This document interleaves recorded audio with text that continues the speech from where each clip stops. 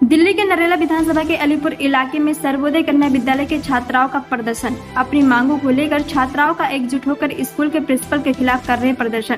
छात्राओं का आरोप है कि एसकेवी के प्रिंसिपल ने एक ही क्लास में पढ़ने वाली बच्चों के साथ बदसलूकी और तानाशाही के साथ काम करवाने का आरोप लगाया है। इस बाबत सभी छात्राओं ने मिलकर प्रिंसिपल को यमन देने का छात्राओं को धक्का देकर भगाया गया, जिसके बाद बरामदी में पढ़ने वाली छात्राएं और उनके पेरेंट्स ने स्कूल के गेट के बाहर विरोध प्रदर्शन करते हुए गेट का घेराव भी किया है। न्याय की मांग को लेकर सभी छात्राओं का विरोध प्रदर्शन किया, तो वहीं दूसरी तरफ स्कूल के ही प्रिंसिपल पर स्कूली छात्राओं के साथ हिटलर शाही दिखते हुए साफ सफाई करवाने और अपने खर्चे पर क्लासरूम को सजाने के साथ साथ अभद्र टिप्पणी करने का भी गंभीर आरोप लगाया है। इस स्कूल में मेरी 2 बेटियां हैं। क्या नाम है आपका? मेरा नाम पुष्पा है। पुष्पा जी, क्या समस्या है आप लोग? समस्या ये है कि मेरी बेटी 12वीं क्लास में है, 4 दिन से स्कूल में नहीं आ रही। क्या प्रिंसिपल का हक नहीं बनता था फोन करने का? बड़ी क्लास है, क्या बच्चों को हम स्कूल में पोछा मारने के लिए भेजते हैं या झाड़ू मारने के लिए भेजते हैं? समस्या थी जिसको लेकर बच्चे समस्या ये आई थी। मैडम आगे रुक जाओ। बताइए अपना। आयुषी, क्या समस्या है आप लोगों की जिसको लेकर आप लोग धरने पे बैठे? सर, हमारी ये समस्या है कि हम लोग 26 अगस्त को हम स्कूल आए थे और सुबह ही हमारी क्लास में प्रिंसिपल मैम आई थी और वो पीरियड हमारा एब्सेंटी था। एब्सेंटी टीचर हमारी क्लास में नहीं आई थी, तो हम लोग EMC का पीरियड था, तो हम लोग हिस्ट्री पढ़ रहे थे। तो हिस्ट्री पढ़ रहे थे तो मैम प्रिंसिपल मैम आई, तो उन्होंने हमसे पूछा तुम लोग क्या पढ़। हमने बोला हम हिस्ट्री पढ़ने। तो मैम ने बोला हिस्ट्री पढ़ के तुम IAS नहीं बन जाओगे, EMC पढ़। क्या सर, हम हिस्ट्री पढ़ के IAS नहीं बन जाएंगे? एक तरफ दिल्ली सरकार और दिल्ली के शिक्षा मंत्री मनीष सिसोदिया जी दिल्ली के सरकारी स्कूलों की बखान करते हैं, नहीं थकते। साथ ही साथ शिक्षा के स्तर को बढ़ाने से लेकर सरकारी स्कूलों की चर्चा विदेशों में भी है। इस तरह के दावे और गंभीर बच्चों के हित की बात करते हैं, लेकिन जब वही बच्चे अलीपुर स्थित सर्वोदय कन्या विद्यालय के गेट के बाहर अपनी मांगों को लेकर प्रिंसिपल व स्कूल प्रशासन के हिटलरशाही के खिलाफ नारेबाजी कर रहे हैं, तो ऐसे में सरकार और स्कूल प्रशासन दोनों के दावों पर सवालिया निशान खड़े होते हैं, क्योंकि बच्चे हमारे देश के भविष्य कहे जाते हैं। लेकिन जब उन्हें इस बच्चों का भविष्य अंधेरे में जाता नजर आ रहा है, छात्राओं का कहना है कि इस स्कूल से प्रिंसिपल को जब तक नहीं हटाया जाएगा तब तक छात्राएं अपना क्लास ज्वाइन नहीं करेंगी, क्योंकि अपने अधिकारों की लड़ाई लड़ना किसी की तरह का कोई गुनाह नहीं होता है। हमारी मांगे पूरी नहीं करी जा रही है, साथ ही साथ हमें बेइज्जत किया, हमारी सेल्फ रिस्पेक्ट को ठेस पहुंचाई है। हम इसको सहन नहीं करेंगे। प्रिंसिपल क्या कुछ भी बोल के चले जाएंगे। हमारी बिना गलती हो तो हम बोले भी कि हाँ, हम माने भी कि हाँ हमारी गलती है। बिना गलती के हम ऐसे कैसे चुप रह जाए? और हमारी गलती क्या थी कि हम पढ़ रहे थे विद पूरे डिसिप्लिन में क्लास बैठने के बावजूद भी वो हमें सुना के गई है कि हम हिस्ट्री पढ़ के IAS बनेंगे, और यहाँ तक कि हम पढ़ रहे फिर भी हमें इतना सुनाया जा रहा है। हम नहीं सुनेंगे किसी की। हमारी मांग पूरी करो। सर, इतनी बदतमीजी हम नहीं सहेंगे। जब तक प्रिंसिपल स्कूल से नहीं जाएगी हम स्कूल में नहीं आएंगे। हमारे पेरेंट्स का यही है। नहीं, हमारी क्लास टीचर, हमारी बात ही नहीं हुई। हमारी क्लास टीचर में फोन करके बुला रहे, हम अपनी क्लास टीचर की भी नहीं सुनेंगे, क्योंकि हमारी मांग पूरी कर। अगर हम अभी दब गए तो हमेशा जिंदगी भर हम दबते रह जाएंगे। हम गलत के खिलाफ खड़े हैं तो खड़े हैं।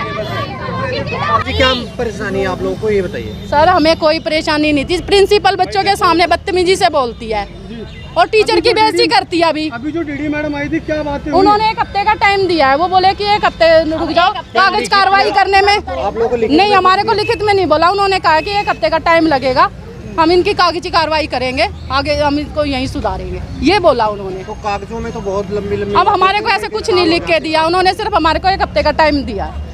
अब 1 हफ्ते के बाद में हमने बोला कि 1 हफ्ते के बाद हम देखते हैं क्या थी आप हमारी मांगे थी कि प्रिंसिपल यहाँ से जानी चाहिए, उसका ट्रांसफर हो जाए। क्या दिक्कतें क्या हुई है, ये बताइए, पूरी बात बताइए। दिक्कतें हमें बताया तो है सर। हमारे बच्चों के साथ बेइज्जती, उल्टा सीधा बोला जाता है, उनसे बदतमीजी से बोला जाता है, और बच्चों के सामने टीचर की बेइज्जती की जाती है, और फिर टीचर को ही माफी मांगने के लिए कहा जाता है। एक बात बताओ, टीचर से तुम्हारे को दिक्कत है तो अपने ऑफिस रूम में बुला के बातें करो ना, बच्चों के सामने क्यों उल्टा सीधा बोलते हो? अंकल, आपका पहले से बताइए नाम, क्या नाम है आपका? नाम हमारा रमाशंकर। रमाशंकर जी, क्या दिक्कत है आपको यहाँ पे? दिक्कत यह है कि यहाँ पर अगर प्रिंसिपल साहब से मिलने के लिए जाओ तो उनके बच्चे ही नहीं प्रिंसिपल साहब के पास जाने देते हैं। हाँ। अगर हम कोई अपनी बात को कहूँ या रखूँ तो वो भी नहीं रखी जा सकती। वो बच्चे ही छोटे छोटे खड़े हैं, नहीं साहब बिजी हैं। तो आपका तो अधिकार है। अधिकार है, तभी तो अधिकार तो आपके सामने बोल रहा हूँ, हमको झूठ थोड़ी बोल रहा हूँ। अभी क्या, तो फिर आप अंदर क्यों नहीं जा रहे हैं? हाँ, अभी आपके सामने जा रहा था, अभी गेट बंद हो गया, रोक दिया गया। भाई क्यों नहीं जाने दिया जा रहा? क्या कारण है बताइए हमें। हाँ। ये प्रशासन, स्कूल के प्रशासन का अधिकार बनता है कि हमें अगर कोई पेशेंट मिलने के लिए आता है क्यों रोका जाता है उसको। हाँ। तो कब कितनी बार आप यहाँ पे आ चुके हैं? यहाँ पर हम 3 बार आ चुके हैं, चौथी बार आ जाना हुआ हमारा। तो चौथी बार में आपको एक बार भी मिलने नहीं दिया गया? कहाँ मिलने देगा? आप तो आपके सामने बोल रहा हूँ, मैं थाने जा रहा हूँ बोलने के लिए, वहाँ से परमिशन लेके आऊँगा तब जाऊँगा मिलने के लिए। क्या नाम है आपका? मेरा नाम अनीता है। जिस तरीके से अभी लगातार यहाँ पे प्रदर्शन चल रहा है, क्या रीज़न है? ये रीज़न ये है कि यहाँ पे +2 के बच्चों को प्रिंसिपल ने बोला है कि तुम पढ़ लिख के क्या करोगे, तुम IAS अफसर थोड़े ना बन जाओगे। ठीक है, ये बात इनकी बहुत गलत है। ठीक है, ऐसा अगर हम आज की जनरेशन को ये बोलेंगे कि तुम IAS अफसर नहीं बन पाओगे पढ़ लिख के, फिर ये स्कूल बेकार है। ठीक है, प्रिंसिपल को ये सब नहीं बोलना चाहिए था। और ये छोटे बच्चों के साथ भी ऐसा होता है कि गेट पर खड़ा कर दिया जाता है। ठीक है, छोटे बच्चे जा रहे हैं, निकल के इधर हो जाए उधर हो जाए, पेरेंट्स बाहर भीड़ लगा के खड़े होते हैं, इधर से उधर, किसकी रिस्पॉन्सिबिलिटी होगी? ठीक है, ये प्रिंसिपल को सोचना चाहिए, पर स्कूल में नहीं सोचा जा रहा है। बच्चों ने कंप्लेंट भी लिखी थी, हाँ जी। उसके उनकी कंप्लेंट नहीं ली गई, उनको धक्के मार के बाहर निकाला गया, क्या मामला है पूरा? सर यही है कि ये सही नहीं है। ठीक है, बच्चों की कंप्लेंट सुननी चाहिए, यहाँ तक कि उसका सोल्यूशन निकालना चाहिए। ये नहीं है कि प्रिंसिपल को चेंज करो या ये है वो है। फिलहाल शिक्षा विभाग के तरफ से बड़े अधिकारी मौके पर पहुंचकर बच्चों और उनके माता पिता से बातचीत कर उनकी समस्या जानने की कोशिश कर रहे हैं, लेकिन बच्चों और उनके भविष्य को लेकर चिंता करने वाली सरकारें और स्कूल प्रशासन और संबंधित विभागों को चाहिए कि बच्चों की मांगों को संज्ञान में लेकर उनकी निष्पक्ष जांच करवाएं और दोषी पाए जाने वाले को उचित कार्यवाही की जाए, ताकि सच्चाई सबके सामने आ जाए। मेरा नाम है बबीता, मैं भारती की जी, क्या समस्या है आप लोगों की? समस्या ये है कि रोज प्रिंसिपल आके टॉर्चर करते हैं हमारे बच्चों को।